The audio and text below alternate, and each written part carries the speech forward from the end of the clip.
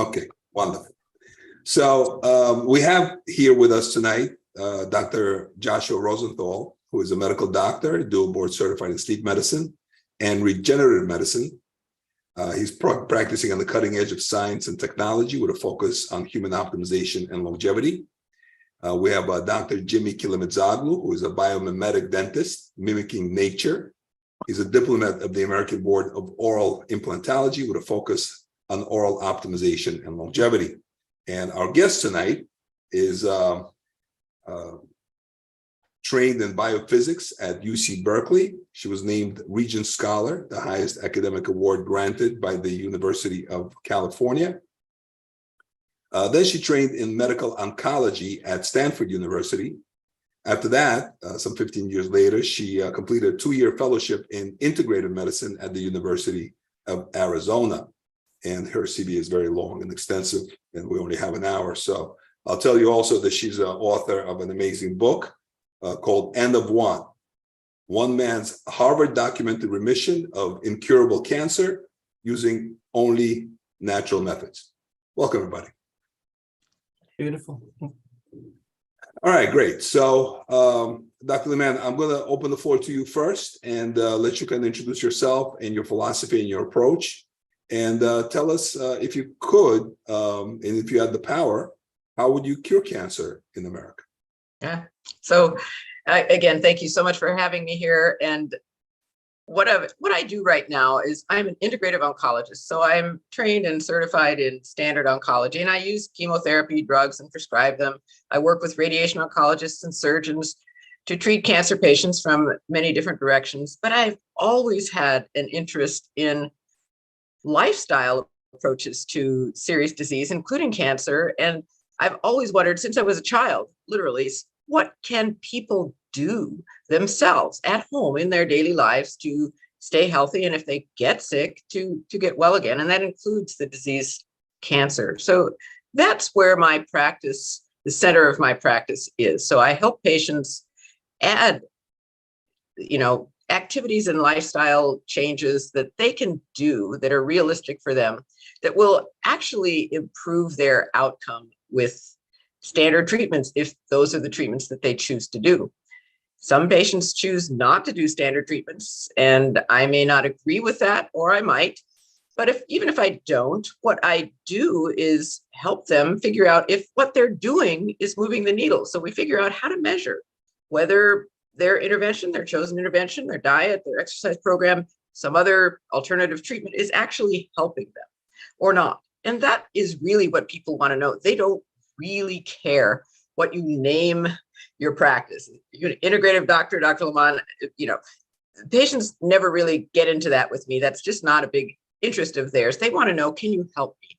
And how do I know that you're helping me? How do I know if I'm getting better or worse? So those are some of the places that I come from in terms of treating cancer patients.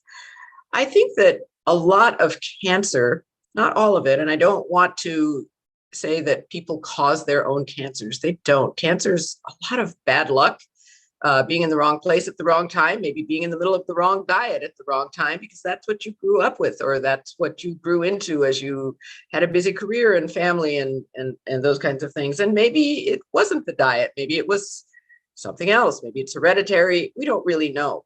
But some of the things that we have some clues about in terms of cancer are definitely nutrition and certain types of pollution.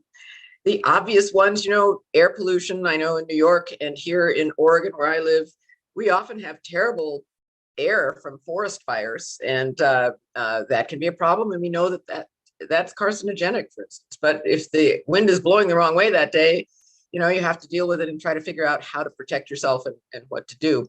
As far as diet, there are a lot of things that we know. One of the things that really strikes me is overnutrition. And I think that a lot of cancer may be driven by not so much the content of the diet as much as the amount of the diet. In other words, the number of calories per day, year in, year out, hour by hour, that people can be told is good for them. Eat, If you go to the chemotherapy suite in many hospitals, you will see the nurses passing out bowls of hard candies made of sugar with lots of pretty colors, and drinks in plastic cups with foil lids that contain sugary drinks. You will see patients being offered now. There's kind of a new industry of giving everybody a big Ensure drink 4 hours before their operation. And I'm not so sure. There is some evidence that you might heal the superficial wounds more quickly that way. I do see that the studies show that. However, cancer is a deeper process. And one of the problems with cancer is that the healing propensity has been a bit hijacked by the tumor and may be driven by sugary drinks given right before an operation. So those types of interventions are a little bit suspect in my mind and bother me a little bit. So we try to work around that for patients who are going to have surgery sometimes, if it seems to make sense. So we work a lot with, pollution. We get rid of the dirty water. I like to have patients use very, very clean water, and there are many ways to get to that. We like to have clean air. So if you are having a big fire, you've got to get out the air cleaners and stay in your house for those hours that the air is dirty. I think that one of the big issues that people have is not getting enough sleep and not getting enough deep sleep. And that's a tough one. But now we have some ways to measure sleep, and they're not perfect, but I do like to use those and see how well people are sleeping, because without that backbone of sleep in your health plan, you're not going to get well. So I don't care how many wonderful supplements you take, how wonderful your diet is in content and also in spaces. If you're doing your intermittent fasting and longer fasting, that's all good. But if your sleep isn't there, you really don't have the workers basically that are in good shape to come and build the new edifice of health for you. A thing that I think is really overlooked, and I'm so glad to have both of you on here with me. So this, I know Dr. Rosenthal, you are very interested in sleep. I am too. I know Dr. And I hope I'm saying your name correctly, Kilimitzoglou. I've been watching your career through the years through Alex, and I'm so pleased to see that you're getting the message out that you must fix your infected mouth if you want to get well, and that includes from cancer. So I'm, that's a big one for me, and it's very intensive for patients to do that. A lot of patients. I had a patient last week who had, I think it was nine root canals, and more than half of them were infected. And she had 4 cancers in her life. And, there were some other things going on, like some genetic mutations that she'd inherited and things like that. But still, you want to give the body every chance. And that only helps if you take care of those issues. So those are just a few of the things that I like to take care of in terms of how we could get rid of cancer in the United States. I think that was what you asked me, Alex.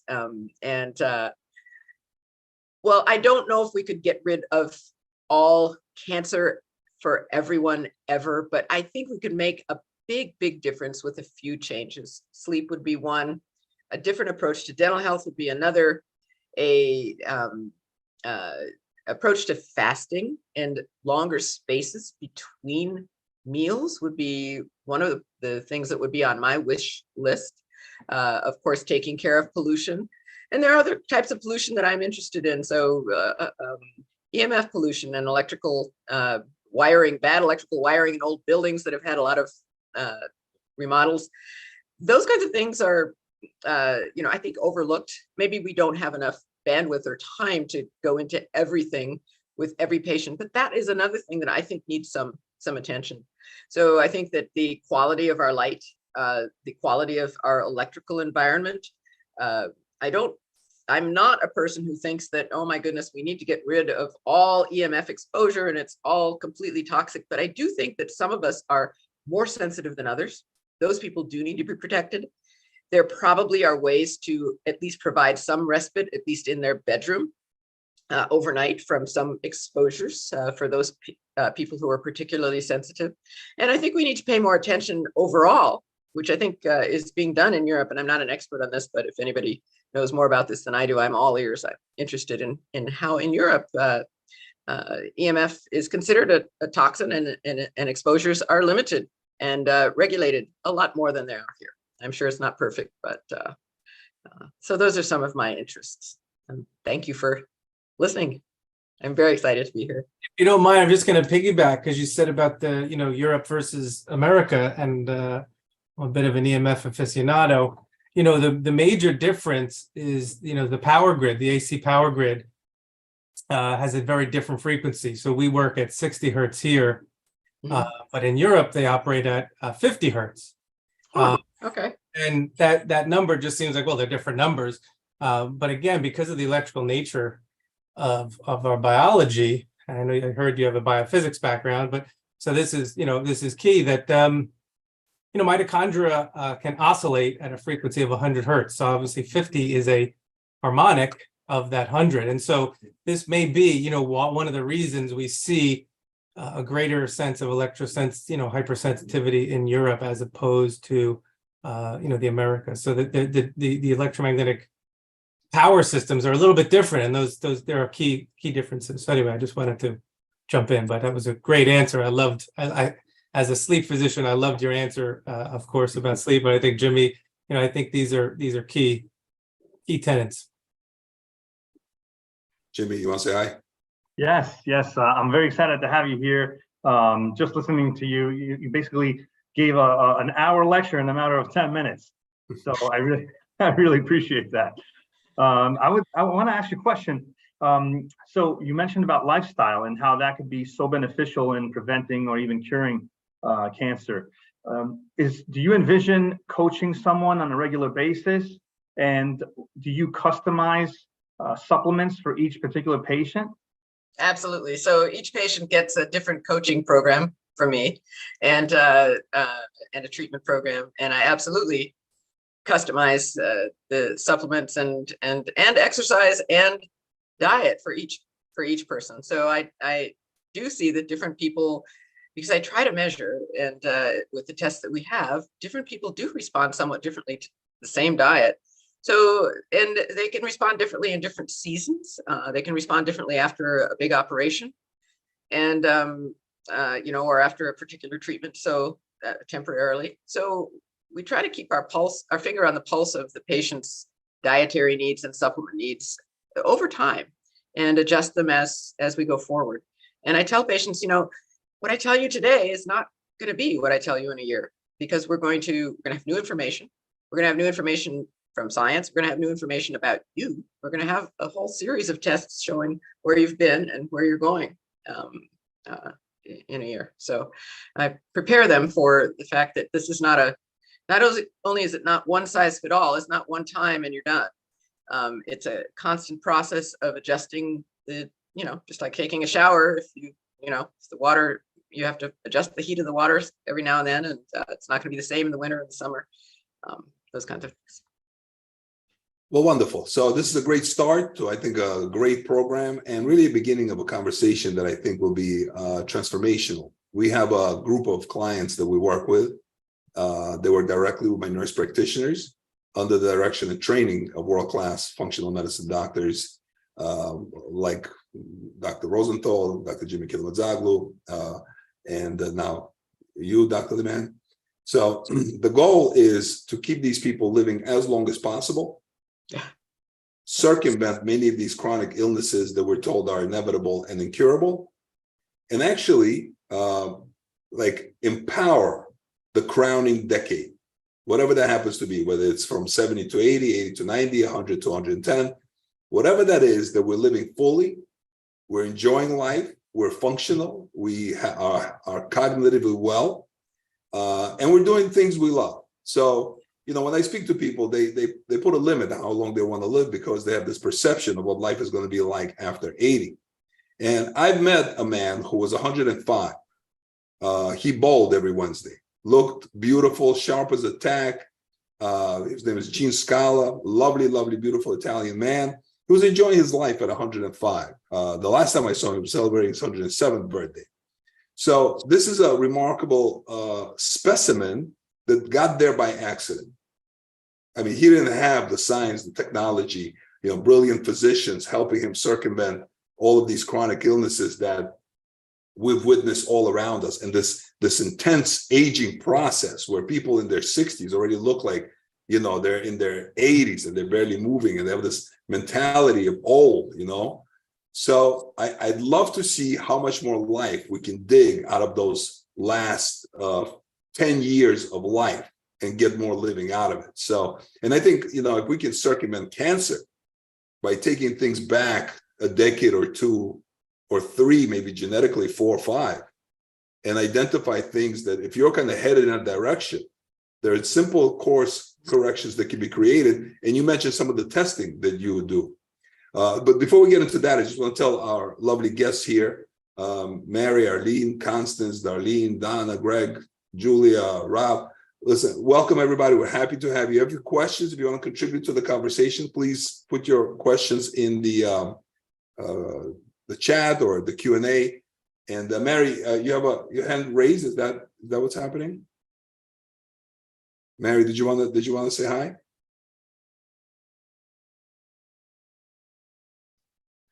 Mary? Are you there? Hello? Over? No. Okay.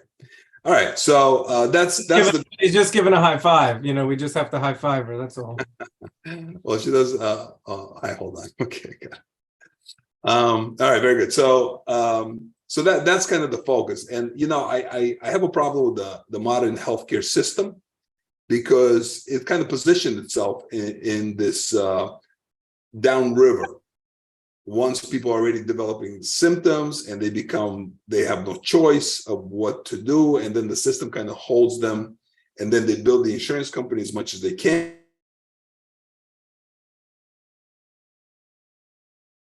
And then, backflips and things to these people. And I watched a number of people in my family that went through it, and it's not a pretty sight. So if we take it back, Dr. Lemanne, a decade or 2 or 3, what would you say are some of the tests you would use to help people never get cancer in the first place? Okay, so one of the very first ones I would do is free, and you could do it yourself, but with a little help from the internet, and that's called a cardiorespiratory fitness test. So cardiorespiratory fitness aligns with longevity. The more you have, the longer you're going to live. There's an association there. And there's an easy way to measure it. You've seen people get on a treadmill and put on a gas mask, and there's a guy or gal in a white coat standing next to them, and there's a computer console, and they're doing all this. And that's for athletes. It's called the VO2 max test. It stands for the volume of oxygen utilized at maximum capacity per kilogram per period of time. You can estimate that. You don't need all of that apparatus. If you have if you live in the suburbs, if you have maybe a high school track or a middle school track, that you can measure the number of yards or meters as you go around. And you go around as fast as you can. You can walk, you can run, you can do a combination of walking, running, and until you can't run anymore, and then walk for a few steps and then start running again. But get around that track as many times as you can in 12 minutes and count the number of yards or meters. And there are then sites online, which I'm happy to point people to. This is called the Cooper's test. And you plug in on these sites your weight and your gender and your age, decade, and the number of yards you covered in that exactly 12-minute long test. And it will give you a number that's an estimate of your VO2 max. You want that to be as high as possible. So you certainly want to be in the 75th percentile or more. And that's one of the first things that's important to know. If you're not there, it's okay. The VO2 max is trainable. We can move your VO2 max. If you're Even if you're at 50%, we can get you to 75%. It'll take a couple of years or so of some training several times a week, but you'll get there. If you start at 10%, even 5%, that's okay. You're starting where you're starting, and we're going to move you up. Maybe you won't get all the way to 75% if you're starting at 5%, but if we get you to 25 or 50%, we're going to add many years onto your life compared to if we left you at that 5%. And again, this is completely trainable. We can change this. Another thing that I would check that's along the same lines. Dawn Lemanne, this is Yes. cardiovascular exercise we're talking about? Yes. So the test is a test of cardiovascular fitness, aerobic fitness specifically. And it's done by going to a track and for exactly 12 minutes, going as far as you possibly can around that track, around and around and around, and seeing, getting the number of yards that you've actually gone. So you may not go an even number at 12, maybe you might go 3.5 times around that track. So if it's a 400-meter track, that would be what 4 times 400 would be 1,600. So minus 200, you'd be doing 1,400 meters. So you'd plug in on the website on the Cooper's test. It's called Cooper after a Dr. Cooper who invented this test. And you can see what your percentile is, where you fall in the bell curve of the population. And you want to be at 75% for at least, or for a good shot at nice, healthy longevity. Now you might become old, 70, 80, 90, even more if you were in poor cardiovascular condition, but I can promise you it's not going to be pretty. We're not going to have the strong last decade that we are hoping for if we don't move that needle. So that is something that we would do many decades before. That is a very interesting correlation because I didn't realize that. I mean, I run and I love it actually every day pretty much. But oh yeah, you have different philosophies about that, whether aerobic exercise is good versus training with lifting weights is better. Oh yes, so they are both important. Yes. Oh, sorry. I got so excited. I interrupted you. I admit it. I got so excited. So exercise, there are several major modalities of exercise, and they are all important in different ways. So if you only do one, if you only do aerobic exercise, well, that's better than nothing. But if you really want to maximize that last decade, you also need to attend to the strength and health of the muscles.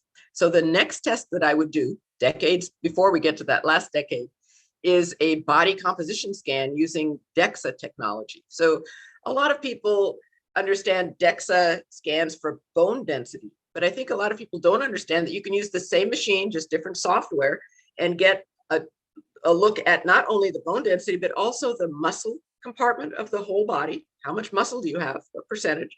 And you could also look at the fat compartment. Those are really important. But just looking at the muscle, you want to have as much muscle going into old age, whether you're male or female. You don't have to be Arnold Schwarzenegger. We're not talking about that, but we're talking about healthy, thick, non-fatty, no marbling, like a good steak has a lot of marbling. You don't want that in your muscles. And we can see that with our DEXA scans. So we want nice, unmarbled, strong, thick muscle for both males and females. And the more of that you have going into your last decade, the more exciting and happy and full of life you are going to be, and the better your brain is going to work. So there's a connection between muscle mass and brain health. So those are two tests, the cardiorespiratory fitness test using the track, which is called the Cooper's test for 12 minutes, going as fast as you can, seeing how far you can go in 12 minutes. And then a body composition scan using the DEXA scanning machine.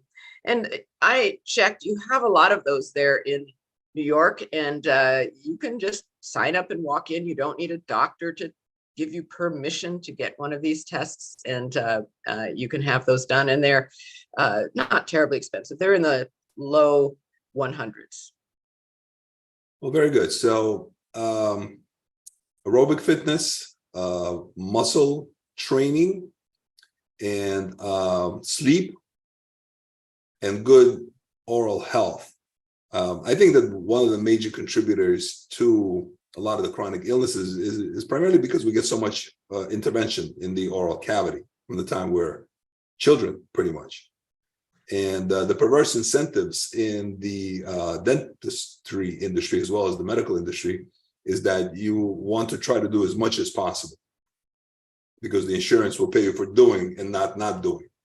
And what I love about Dr. Jimmy Kilimitzoglou is his philosophy is, try to do what's best for the patient, which is a little strange in this world, but that's how he rolls, and we appreciate him for that. So, he actually has technology which is expensive that identifies very early stages of a cavity, and then he offers a mineral paste which remineralizes the tooth. So I think it's a remarkable philosophy and a much more proactive approach.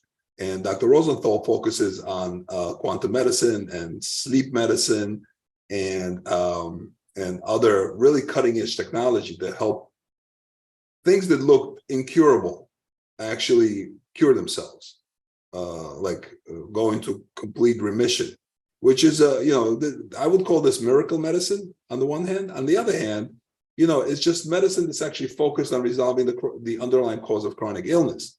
And when you're actually focused on achieving a particular goal, and you have a patient that comes out of a system that just looks to manage the condition and provide medication, hospitalization, and surgery to manage it indefinitely, then it may seem like a miracle.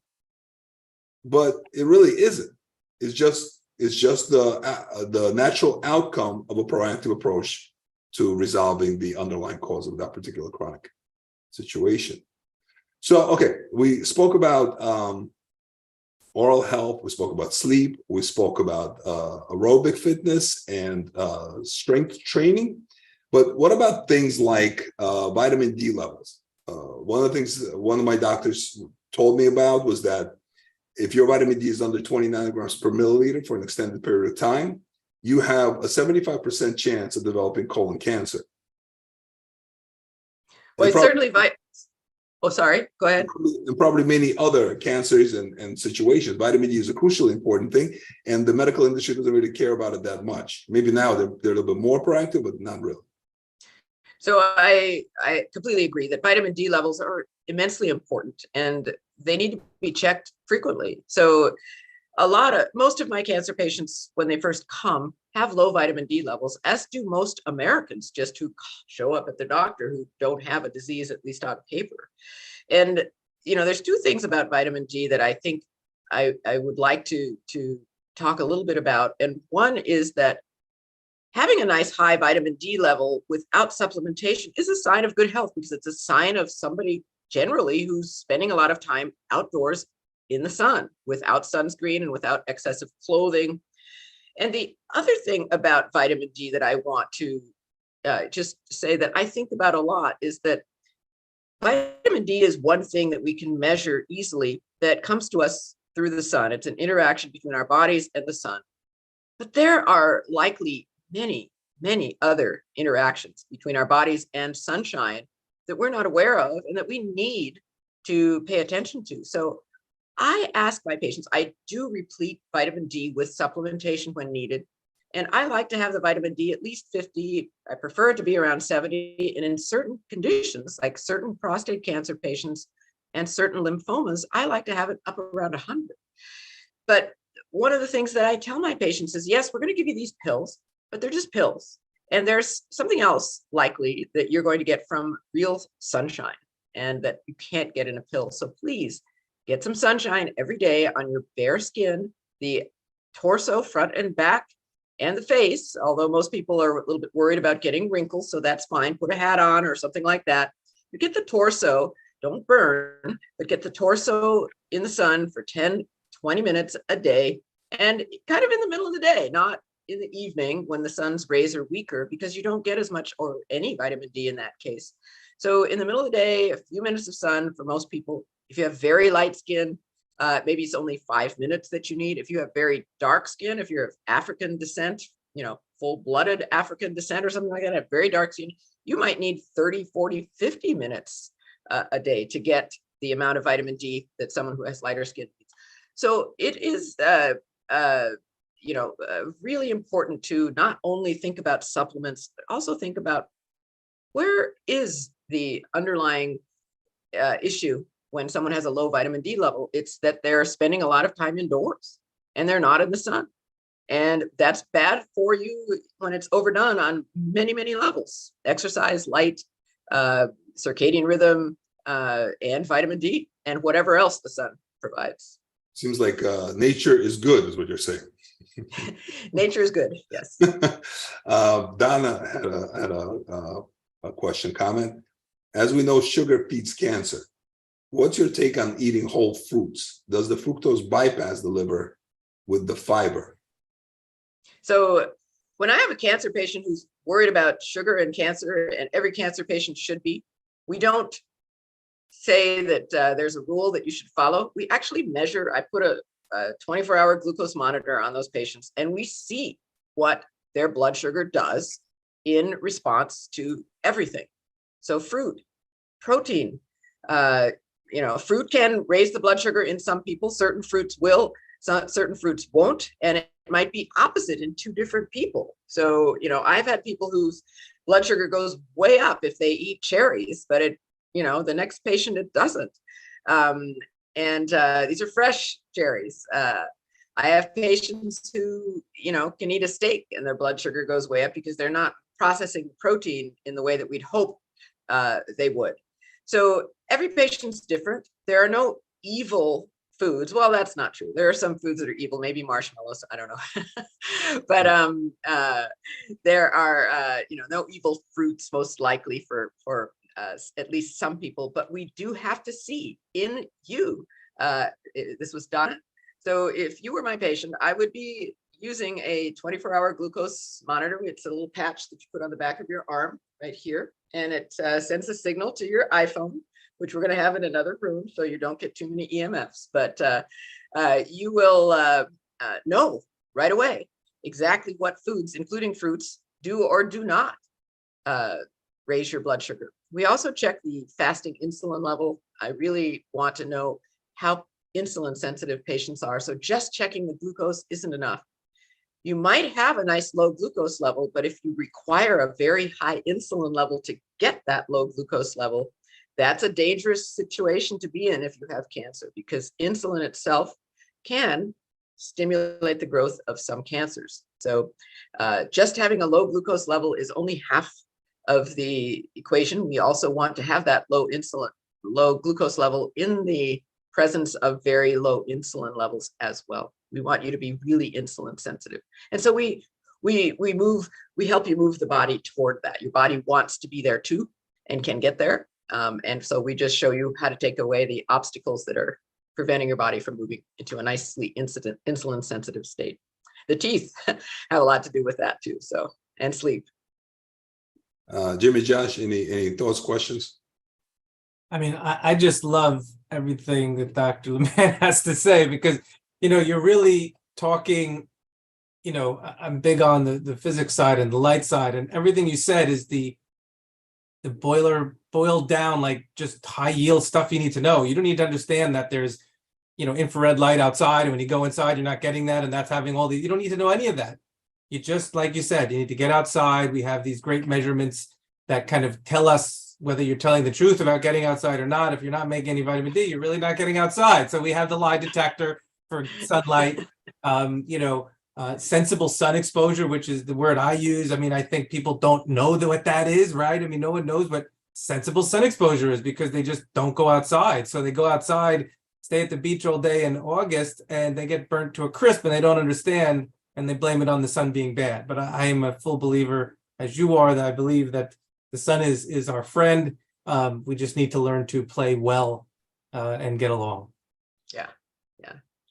Yeah, I completely agree. Most people, if they get a little bit of sun exposure every day, over the summer, eventually they can spend several hours out in the sun without burning. The body adjusts. Our bodies are brilliant. They're geniuses if we get out of the way. But if you go, once a year to the beach in August, yeah, it's not pretty. And that would be, that's unfortunate. There's an art to tanning. Okay. I like to go to Puerto Rico I used to go every 6 months, less so now. But the way I would do it is I would show up on day one. It would be like after a winter or whatever. So I have been in the sun pretty much for 6 months, whatever it is. So my approach is the tropical sun in Puerto Rico is fabulous. Have you been? I haven't been to Puerto Rico. Hawaii. Well, yeah, Hawaii is also nice. But I like Puerto Rico because it's closer. Yeah, for you. Yeah. You lie down on the beach and but 15 minutes on one side, 15 minutes on the other side, and I'm done the first day. The first day I'm done. I have found foundation, but sometimes I go with non-professional tanners and they want to stay out the whole day. And they burn themselves to a crisp, the shoulder, their nose, their forehead. I have a fedora.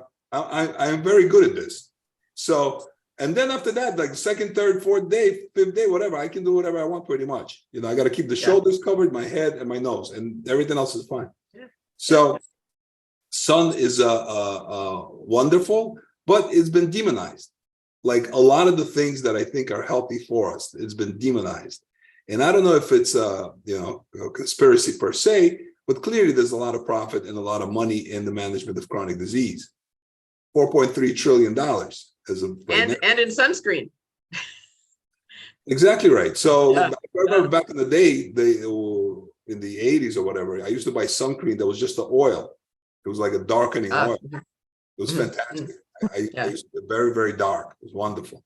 But then they started coming out with those 30, 50, 100, like 2000. You don't get any sun or water going through your pores, nothing. Everything's closed. And people are putting all that stuff on their face. It's chemicals, and then they bake it in their skin under the sun. So to me, that's illogical. Yeah. And I just don't understand it. So I think there's a lot of misinformation, and people are being led along into these chronic conditions that if you put some thought to it and work with some really people who have their heart in the right place, you don't need to, ever get them, I believe. Yeah, I completely agree. And what we put on our skin is really important. And what I've noticed recently is that I've noticed that a lot of my women cancer patients, especially with breast cancer, tend to be heavy users of certain types of makeup. And I wonder, I don't have any proof, but I wonder what role that plays. There are certain groups that are trying to look at those kinds of things, environmental working group and things like that, that look at cosmetics, among other things, to see if there are toxins in there. And they find them in general. And so what I've been telling my patients is that, if you wouldn't eat it, you really don't want to put it on your skin and leave it there all day and longer. And so there are certain makeup companies cosmetic companies that are trying to use, non-toxic materials. And I don't know how well that's working, but I certainly try to use those products myself. And I try to encourage my patients who like to use those kinds of things, lipstick and makeup, hair products, try to find something that has made an attempt to go in a non-toxic route, because you absorb if something is oily and you put it on your skin, a cream or a cream base or an oil base, you actually absorb about 1/3 of it directly into the bloodstream over several hours. It's a way of ingesting something. So if you don't want to ingest it, don't put it on your skin. And I think that that may play a role in at least some cancers. That maybe is something that we could make a dent in, especially if we start early. So yeah. Jimmy. Dr. Lemanne, I wanted to get your opinion about something. I mean, a lot of people have certain vices, right? They indulge in certain things that we know they're not good for you, right? If you can comment a little bit about alcohol, smoking, including vaping and marijuana. Sure. I tell my patients that, first of all, about smoking or vaping, anything, nothing should go in the lungs ever except air. The only thing that belongs in the lung. That's it. Nothing else. It's not a way to administer a medication or a drug. It is only for breathing. That's all your lungs are for. Anytime you put something in there, you're going to harm them, no matter what it is. And there are already so many things that go into our lungs that we can't control, like, the wildfire smoke that's going to come around now and then, or the old diesel buses that used to go by. You're going to get a lot of damaging air in your polluted air into your lungs. So don't add to that with any type of vaping. If somebody really insists that they need nicotine or they need cannabis, there are other ways to ingest those substances. If you really insist on ingesting those and you find that those are helpful to you for some reason and you're not willing to give them up, there's nicotine gum, there are nicotine patches, again, through the skin, those kinds of things. And there certainly are many, many ways of ingesting cannabis if that's something somebody wants to do, either for symptoms or for recreation. So yes, I tell people never put anything in the lungs as a drug. As far as alcohol, I really think that people don't understand what a powerful carcinogen alcohol is. So, alcohol is known to contribute to cancers of the oral cavity and throat, as I'm sure see a lot of, but also cancers of the breast are related to alcohol. And we start seeing a connection between breast cancer and alcohol with one drink a week. So people say, well, I just have, I don't drink every day, I just have a few a week. We can start seeing there's more breast cancer with people who drink one drink a week than there is with people who don't drink at all. There's more breast cancer in people who have 2 or 3 drinks a week than that person who has that just 1 a week, etc. So all the way up to 7 days a week, and a bit beyond that. So yes, alcohol is carcinogenic for many people. Certainly if a person has an issue with alcohol, that it's difficult for them to stay away from alcohol, even though they know that it's bad for their health, then that's something that we turn our attention to and address. Strictly speaking, there are ways to address habits in various ways, whatever that patient needs. So yes, alcohol and smoking of anything into using the lungs are carcinogenic and to be avoided by people who want to have that last golden, what did you call it, Alex? That last decade? The crowning decade. Yes. So if you want your crowning decade to be vigorous, healthy, happy, and fun, you certainly want to avoid those substances. Amen. Mary has a question.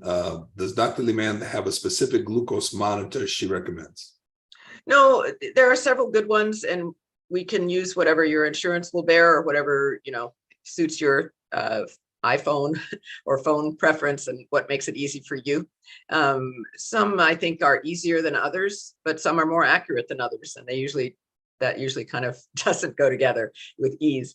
So there are some trade-offs there, but none of them are perfect, but they all give some really great insights for most people who really don't, until they actually see how their bodies respond to food, know what their glucose is doing. And it's also really illuminating. If you miss a night of sleep, you can kind of get into diabetic levels that next day.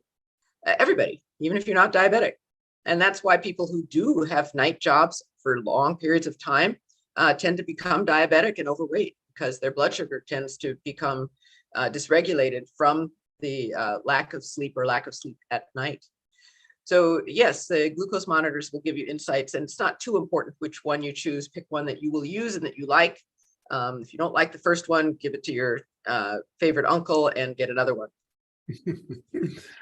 All right, very good. So, one of the things that I've noticed is that, first of all, there's a obesity epidemic in this country, and some people just don't care. They feel fine when they gain 50, 100 pounds. I get very uncomfortable when I get like an ounce over what I'm used to. But it's funny how the body works after a certain age, I guess, or maybe it's not so much age, maybe it's being exposed to toxins for this long, or maybe having a compromised digestive system, leaky gut, a biome that's not as pristine, and people start gaining weight inexplicably. Yeah. So you keep the same diet, you keep the same exercise regimen, but all of a sudden you gain 5, 10, and you don't even notice it. All of a sudden you don't fit into your clothes. Yeah. And that's what happened during COVID. The COVID shrank all my suits. Yeah, mine too, a little bit. Yeah. So I often see a sudden weight gain that's unexplained after, a medical event. And often that medical event will involve antibiotics. Sometimes it involves chemotherapy. So breast cancer patients are known to gain 10, 15 pounds with their chemotherapy. And that's significant. And we know that if we can keep that off or get it back off, they do better in terms of the breast cancer in the years to come. So it's an important issue, and it's very mysterious. I really think that there are several different ways that people get obese, and it's different for different people. I think some people have, hunger hormones that are, problematic and keep them hungry all the time. Maybe that's a part of their diet, or maybe it's a part of their makeup. We don't really know. Maybe it's a part of the microbiome that changes some of the brain chemistry, especially after an antibiotic course or a course of chemotherapy. A lot of chemotherapy drugs are also antibiotics. So that's probably the connection there. But yes, I think that, obesity is such a terrible problem right now. I think sleep has a lot to do with it. I think that the mouth has a lot to do with it. And, in animal studies, you can transmit obesity by taking the gut flora from an obese mouse and putting it in a thin mouse. And you can do the reverse. You can take the gut flora from a thin mouse, put it in an obese mouse, and the obese mouse gets thin. And what's really interesting about the first scenario, where you take the gut flora and do a fecal transplant from the fat mouse to the thin mouse, and then the thin mouse gets fat, is that is on the same number of calories. So they don't eat more, they just store what they eat as fat much more easily. That's really fascinating, and it's quite an enigma. And so, I enjoy working with patients who have weight problems and cancer, because it's something that we know for many cancers, if we can get, some control of that and get the weight down and get the muscle mass up, that's probably more important than getting the fat mass down. But if we can get the muscle mass up, and the patient might still weigh the same, but muscle weighs more than fat, so they'll be thinner looking, we can improve their outcome. So muscle and being fat and then having low quality muscle is a really bad scenario, bad combination in cancer. So we try to reverse that with resistance training. So I would say the perfect storm is somebody who is overweight. They have amalgam fillings. They have root canals and infected teeth that they don't know about. They don't sleep well. They're trained to eat a lot of the food that really isn't food. The only food that really exists in the supermarket is on the outer aisles. Right. Virtually everything in between is not really food, but somehow we've been educated and really taught to eat things that are not natural to the human body. The human body's been around for hundreds of thousands of years, and only over the last 10,000 we started even doing things like making bread. Yeah. And what they did with our bread and our food supply in the United States in the last 50 years is really drastic. So all this obesity and all these people who are gaining weight inexplicably, I don't think it's by accident. I don't know if it's directly like a malicious kind of a thing where people just want to make you fat so you become sick so then you can go to the hospital and support the medical system. I don't think that. But that's what it is. And whether it happened by accident or on purpose, it doesn't really matter. The outcome is the same. Yeah. And it's a travesty. Yeah. Yes. Processed foods are toxic, period. And I tell my patients that you wouldn't eat cyanide cookies, and so you wouldn't want to eat other toxins. And the combinations of the flavors, the oils, and the types of, even the types of sugar and sweeteners are very, very toxic, and they're also addictive. So they get you coming and going. You know, you eat this and then you want to eat more. And that's a hard situation to be in, but it's easy to break. So I can break that in a patient in 3 days. And we can break what in a patient in 3 days? the addiction to Sugar? those foods, yes. And we do it with a fast. If we put a patient on a 72-hour water fast. With a fast and not a hammer. Fast. That's not how you break it. Okay, it was a Yeah, fast. A 3-day fast. 3 days, 72 hours. Yeah. So water fast. you don't wean them off of sugar. You just have them fast on water for 3 days. It's you know, if you wean them, it's going to take months. Yeah, no, it's gonna take forever. It's so And it doesn't work very well. Yeah. So no, we just get rid of it. And in 3 days, the appetite centers reset. We feed them with healthy food, and it tastes good because they're so hungry. And they feel it and taste it for the first time. And they see how good it is. So yeah. And we can do that again, you know, so if they drift off, you know, after a few months, we do another 3-day fast, and it works. And people can break their addiction to. Well, I have to tell you, junk food. man, I love that you're doing this kind of medicine, but I'm confused. You're a medical oncologist. I mean, you're pretty much trained, you know, cancer, chemotherapy, surgery, hospitalization. But here we are talking about nutrition and fasting and vitamin D and sleep and exercise and all of these things. How did you get from there to here? I don't understand. How did that happen? Yeah. So I've always had an interest in what patients can do. And when I announced in medical school that to my friends in medical school that, hey, what are you going to specialize in? I'm going to specialize in oncology. And everybody just rolled on the floor laughing. They said, Dawn, you're not going to specialize in oncology. That's all chemotherapy and toxins, and all you talk about is food and exercise, et cetera. You know. And I said, yeah, but that's where I want to be. Those are the patients I want to treat, and everything. And they were kind of right. So when I was in, you know, cancer training at Stanford, I'll be honest, chemotherapy was kind of boring. I just, you know, it's not very exciting. You give the patient this big dose of toxin, and then you wait 3 weeks until they recover from it, and then you do it again. The only reason you wait 3 weeks is because that is how long it takes to recover most of these drugs. That's it. And so we learned how to take care of all the side effects. I call it iatrogenic medicine. So iatrogenic is the word for diseases or problems caused by doctors. So cancer is an exact perfect example of iatrogenic medicine, because what we do on purpose is give as big a dose of a toxin as we possibly can without killing the patient, in hopes of killing lots of cancer cells. I mean, we do it for a good reason, okay, in hopes of killing lots of cancer cells. And then we take care of all the side effects that we've caused. So we get really good at anti-nausea, anti-pain, anti-fever, anti-joint troubles, headaches, nausea. I mean, you name it. Oncologists are great doctors. We can take care of all sorts of problems that we cause ourselves. So, but seriously, I do really feel for cancer patients. I think cancer is really a terrible disease, and it's very interesting biologically. It's quite an enigma. Elon Musk wants to go to Mars, and he thinks that's, a hard problem. I'll tell him, try to cure cancer. It's harder. And it's a very, very difficult and important problem. And I do actually work with my colleagues who are doing some really interesting work at the University of South Florida, of all places, in Tampa, at Moffitt Cancer Center.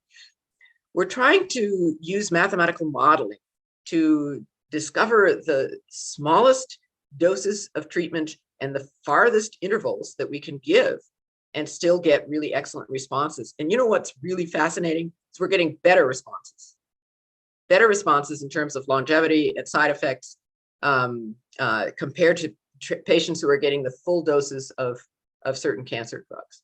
Now, this is an early place in this particular type of investigation, and I don't want to make too much of it at this point, but there are lots of interesting things coming along in cancer that will really change the way that we think about cancer in the next 5 to 10 years, really big things like that. You know, if this research pans out, we'll end up giving a lot fewer patient, a lot less medication, chemotherapy, and getting better results because we'll be using it much more skillfully. So I think that's really exciting work. And I'm not anti-chemotherapy or anything like that, but I do think that it's a blunt tool. And so I'm hoping that I can have a tiny part in helping these really brilliant researchers and mathematicians kind of refine the way that chemotherapy and radiation is, and even surgery are used in cancer. So Donna had a question about ketosis for treating cancer in reference to Dr. Thomas Seyfried. Dr. Seyfried, yes, yes, I'm familiar with Dr. Seyfried. We speak to each other regularly. And so does Donna have a specific question about that, or I can just talk about it? No, if it's if it's an effective treatment for cancer. Yeah, so that's a really wonderful question, and Dr. Seyfried's work is really, really interesting. It's in mice mainly. He doesn't treat patients. He's a PhD doctor, meaning he works in a laboratory and does experiments on laboratory animals. But in his experiments in laboratory animals, adding a ketogenic diet, for instance, to laboratory animals with brain cancer can turn some of those. They can turn a situation that's 100% fatal into a situation where 70% of those animals actually will survive and go on to live a long, normal animal length life of 2 or 3 years. These are laboratory rats mostly. So, but that's not by itself. Again, it's in conjunction with radiation therapy in that case. And but I think it's a really powerful adjunct to radiation therapy in those studies. He's done some really interesting work on mitochondrial transplantation and cancer. Really interesting work on just the underlying biology of most cancers. Not all cancers, almost all, but not all cancers actually thrive on sugar. There are a few who don't. He's consulted on a few cases around the world in patients in other countries mostly, with some excellent results. So patients who have been considered incurable, when they add the ketogenic diet to their chemotherapy, radiation, and surgery and other treatments, some of these patients will make a kind of, as you say, a miraculous recovery. And I do think we can attribute that in part to the ketogenic diet, but not by itself.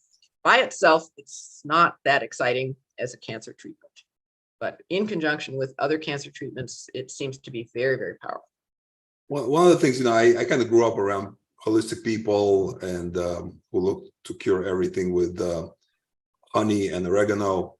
But, once you develop a tumor of some kind, one of my oncologist doctors that I work with talks about you got to get surgery first. You got to remove the tumor first, and then you can, do everything else. What's your feeling about that? No, Don't remove it? No. Wow. My feeling about treating a cancer is that you try to shrink it first, because then you can see what types of treatments it's sensitive to, and you can do a much smaller operation. So the operation is much more likely to be successful. The current paradigm removes the cancer, and this is a 150-year-old paradigm or even older. In fact, I'm going to say it's older. Back in Galen's time, people tried to remove breast tumors, for instance, surgically. This is a long time ago.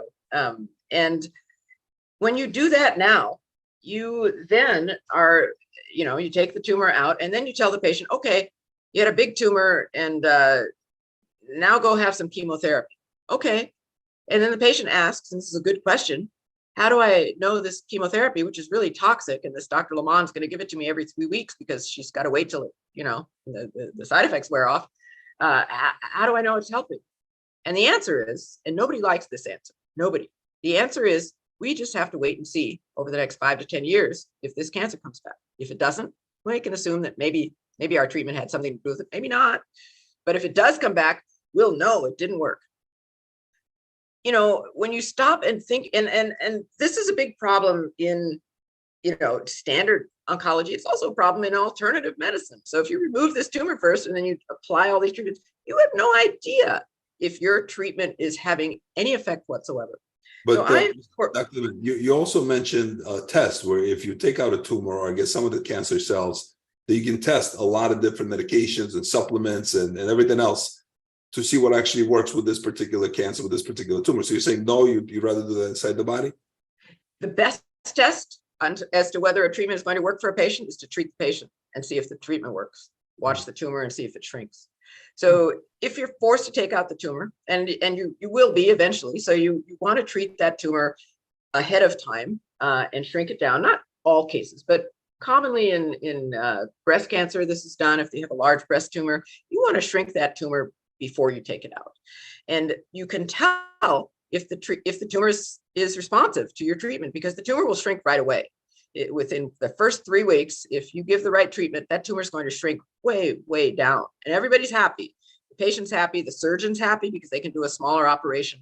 And the oncologist is happy because they know the treatment is working. If it doesn't work, if the tumor gets bigger or doesn't shrink at all, you can switch your treatment when the 3-week mark comes around and try something new, which you should do so that you can find a treatment that works. But but imagine if that happens, if you have this treatment that doesn't work and you don't even know it. So you've removed the tumor. If had you treated the patient with this treatment before you removed the tumor, you would see that this treatment did nothing. The tumor actually grew, okay? So now, but you don't do that. You just remove the tumor and then you give the patient your treatment. Well, you have no idea that this treatment is useless for your patient. And the patient has to go through, several rounds of it, whatever the standard recommendations are, usually 4 to 6 rounds. And then they have to wait, 3, 5 years, 10 years, whatever, to see if the tumor comes back. And it's going to, because your treatment didn't work. So that was kind of a waste of time and life for everyone. And so, yeah, I'm not eager to, on every case, remove the tumor first. And I don't think that that's the best way to proceed in many cases. And again, in some cases it is, but not in all cases. So it's not a given that would be what my recommendations would be. Well, Dr. Lemanne, I can probably spend a couple of hours here with you, but I think we're going to wrap it up a little bit. And I want to thank you so much for sharing all this brilliant, life-transforming information, encouraging information with us. I'd like to give a copy of your book to some of our guests here. So if I can ask you to pick a name of the people who asked the question. And Donna, I think, huh? Okay, yeah, okay, Donna. Josh, you want to pick somebody? First name that I saw was Jen Cruz. I didn't do that off the questions, but it was the first name when I opened up the box. I'm sorry, Jim Cruz? Yeah, GIN CRUZ. And Jimmy? I would say Mary. She tried to get on and she gave us some feedback. Very good. And I'll choose Darlene. So ladies and gentlemen, I'm going to send you my email. Send me your address, mailing address, and I'll send a copy of Dr. Lemanne's book over to you. So any final words, Josh, as we wrap this up? I loved it. I mean, we are totally different specialties, but yet the recommendations really don't change. I heard what I heard was experiential knowledge, knowledge of what the organism, the human body does to the therapies. I think that's really important. And, I heard a lot of natural treatments and nature and lifestyle. And I think this is good for cancer. This is good for everything. I mean, wouldn't you say this is not just applicable to the patients you're treating, but all patients? Right. Health is health. And you build health the same way in any condition. Yes, with the foundations. Awesome. Jimmy? Well, who's responsible for health, right? Who's responsible for our health? We are, right? And I love the pointers that you gave us today, how to take care of ourselves, how to take control and be in charge of our own lifestyle so we can have a long, prosperous life. Awesome. Dr. Lemanne? Thank you all for having me on today. It's been such a pleasure to speak with you. I'm really excited about your work. and really excited to talk more with you at some point. And both of you, and I am looking forward to that. And Alex, thank you so much for introducing us. What wonderful doctors you have. We have amazing doctors, that's true. Dr. Lemanne, thank you so much. I appreciate you. This is the beginning of our friendship and conversation. I look forward to your Dr. Lemanne has actually had some plans about coming to New York. So we would love to have you. There's a lot of people that could use your brilliance and care. So I look forward to getting to know you much better. And to you, ladies and gentlemen, thank you so much for joining us. We do this for you, and we want to bring you the best kind of care, really on the cutting edge of medicine, so that you can live a long, healthy, productive, amazing life. And so that crowning decade is filled with happiness, love, joy, and fun.